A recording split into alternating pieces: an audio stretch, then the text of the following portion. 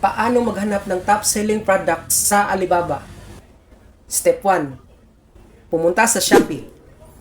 Ang unang website na pupuntahan natin ay ang Shopee. Bakit ang Shopee? Dahil milyon-milyong Pilipino ang bumibili rito araw-araw. Kung gusto mong malaman kung ano ang patok sa market, magandang lugar ang Shopee para magsimula. Pumunta sa Shopee at hanapin ang kanilang best sellers o top products section. Makikita mo rito ang iba't ibang produkto na mataas ang benta. Hindi ibig sabihin na ito ang eksaktong produkto na dapat mong ibenta. Pero nagbibigay ito ng idea kung ano ang kasalukuyang hinahanap ng maraming tao. Habang tumitingin ka, isipin mo rin kung seasonal ba ang produkto upang matagalan ang demand nito. Halimbawa, ang Christmas decorations ay mataas lang ang demand kapag malapit na ang Pasko. Samantalang ang mga household products, kitchen items, organizers, pet, accessories, at iba pang home essentials ay kadalasang may demand buong taon. Mas gusto ko ang mga produktong hindi essential dahil mas tuloy-tuloy ang bentahan. Step 2. Piliin ang tamang produkto. Ngayon, huwag piliin ang unang produkto na makita mo. May ilang bagay akong tinitingnan. Una, simple ba ang produkto? Pangalawa, hindi ba ito madaling masira habang nasa shipping? Pangatlo, maliit ba ito at hindi masyadong mabigat? Pang-apat, may sapat bang tubo kapag ibinenta mo sa Pilipinas? At panghuli, marami bang seller na nakakapagbenta nito? Kung oo ang sagot sa karamihan ng mga tanong na ito, magandang candidate ito para sa susunod na hakbang. Step 3. Hanapin ang parehong produkto sa Alibaba. Kapag nakapili ka na ng produkto, buksan naman natin ang Alibaba. I-type lamang ang pangalan ng produkto sa search bar. Mapapansin mong maraming supplier ang nagbebenta ng parehong item. At dito, nagkakamali ang maraming baguhan. Pinipili nila agad ang pinakamurang supplier. Hindi ibig sabihin na pinakamura ay siya na ang pinakamaganda. Minsan, mababa ang presyo pero mababa rin ang kalidad. May pagkakataon ding mabagal silang mag-reply o kaya naman ay hindi maayos ang serbisyo pagkatapos mong magbayad. Kaya, huwag presyo lang ang basehan. Step 4. Paano pumili ng legit na supplier? Ngayon naman, pag-usapan natin kung paano pumili ng supplier. Una, tingnan kung verified supplier sila. Malaking tulong ito dahil nangangahulugang itong dumaan sila sa verification process ng Alibaba. Pangalawa, tingnan kung may trade assurance. Ito ang isa sa pinakamahalagang proteksyon na ibinibigay ng Alibaba. Kapag may problema sa order at pasok ito sa kanilang policy, mas may protection ka bilang buyer. Pangatlo, tingnan kung ilang taon na silang nag-ooperate sa Alibaba. Karaniwan, mas maraming taon ay mas maraming experience. Hindi ito garansya, pero isa itong magandang indicator. Pang-apat, basahin ang customer reviews. Tingnan kung ano ang sinasabi ng ibang buyers. Mas maganda kung may actual photos, makikita mo rito kung pareho ba talaga ang produkto sa ipinapakita sa listing. Step 5. Mag-message sa maraming supplier.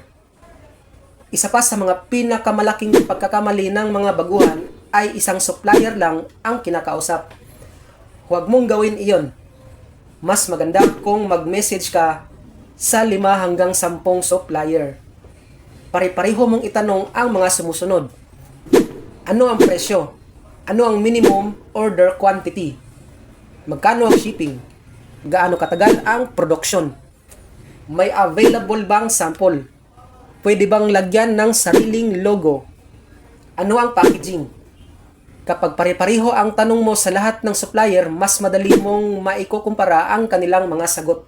Minsan halos pareho lang ang produkto pero malaki ang diferensya sa presyo. Step 6. Minsan, halos pareho lang ang produkto pero malaki ang diferensya sa presyo. Huwag mahiyang makipag-negotiate. Maraming supplier sa Alibaba ang handang magbigay ng discount. Lalo na kung balak mong umulit ng order. Pwede mong sabihin na nagsisimula ka pa lang at gusto mong magkaroon ng long-term partnership. Madalas, nagbibigay sila ng mas magandang presyo kapag nakita nilang seryoso kang buyer. Step 7. Humingi ng sample. Bago ka mag-order ng malaking quantity, humingi muna ng sample. Oo, may dagdag itong gastos, pero mas mabuting gumastos muna sa sample kaysa mawalan ng malaking halaga kapag dumating ang produkto at hindi pala maganda ang kalidad. Kapag nakita mo ang aktual na produkto, mas magiging kampante ka sa susunod mong order. Step 8. Kalkulahin ang totoong gastos. Isa pa sa mga madalas makalimutan ng mga baguhan ay ang computation. Hindi sapat na tingnan lang ang presyo ng supplier. Kailangan mong isama ang shipping cost, import fees, packaging, marketplace fees, advertising kung mayroon at iba pang gastos. Pagkatapos nun, saka mo malalaman kung magkano talaga ang kikitain mo sa bawat produkto. Maraming produkto ang mukhang mura sa Alibaba, pero kapag isinama mo na ang lahat ng gastos, maliit na lang pala ang matitirang profit. Mga karaniwang pagkakamali. Narito naman ang ilang pagkakamaling dapat mong iwasan. Una, pagbili agad ng maramihan nang hindi pa nakakapag-test. Pangalawa, pagpili ng supplier dahil lang sa pinakamurang presyo. Pangatlo, hindi pagbabasa ng reviews. Pang-apat, hindi paghingi ng quotation sa iba't ibang supplier. At pang-lima, hindi pagkalkula ng kabuuang gastos bago mag-order. Konklusyon, sa madaling salita, ang sekreto sa paghahanap ng magandang produkto ay hindi basta paghanap ng murang item sa Alibaba. Mas magandang magsimula sa produktong alam mo ng may demand. Kaya ang unang hakbang ay alamin mo na kung ano ang mabenta sa Shopee. Kapag nakakita ka ng produktong gusto mong ibenta, saka mo ito hanapin sa Alibaba.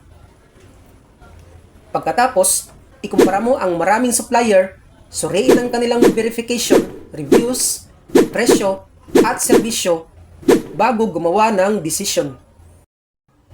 Sa ganitong paraan, mas tataas ang posibilidad na makahanap ka ng supplier na may magandang kalidad, maayos kausap, at may presyong nagbibigay sa iyo ng sapat na tubo. Sa mga susunod kong video, ipapakita ko naman ang aktual na proseso ng pakikipag-chat sa supplier, paano humingi ng quotation, paano makipag-negotiate ng presyo, paano ligtas na magbayad sa Alibaba, at paano ko kinakalkula ang tubo bago ako mag-import. Kung gusto mong matutunan ang buong proseso ng pag-import ng produkto mula Alibaba hanggang sa pagbebenta nito sa Shopee o TikTok Shop, siguraduhin mag-subscribe ka at i-click ang notification bell para hindi mo ma-miss ang mga susunod kong tutorials. Maraming salamat sa panunood at magkita-kita tayo sa susunod na video.